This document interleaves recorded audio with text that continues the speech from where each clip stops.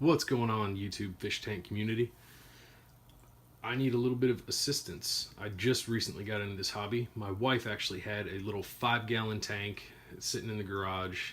Hadn't thought about it in forever. I saw it one day, was bored, filled it up with water, went to Walmart, bought some fish, threw them in there, thought it was going to be great. I was completely wrong. I have learned a lot in the last couple weeks about the nitrate cycle, and it is very important because I lost almost all of those fish. There's a few still alive in that other tank right now, and it is cycled, I believe. I haven't lost any lately.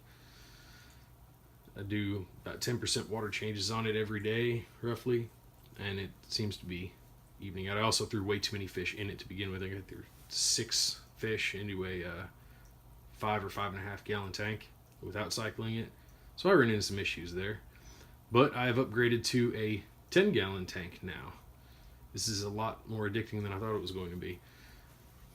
And I'm trying to do this the proper way. I used some media out of the other tank whenever I first put the gravel in it after I rinsed it out, rinsed the whole tank out, filled it up with water and some dechlorinator, let the filter run for about 24 hours, and then I added some media to it. And then I added some of these feeder goldfish just to try to help speed the cycle up.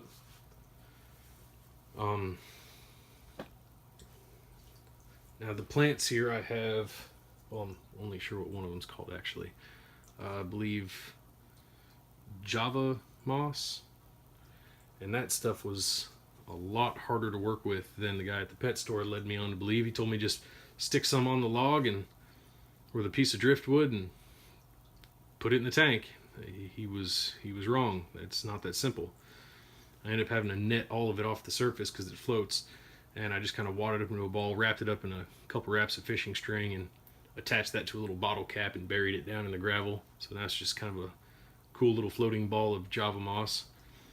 I've heard that this stuff can absolutely take a tank over, so I haven't decided if I'm going to leave it in there or not. Some of the rocks I actually got at work.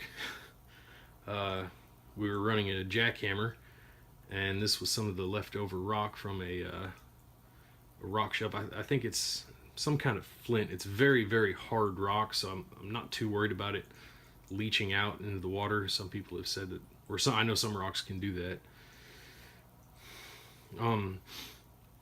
Now, my main question is my water levels.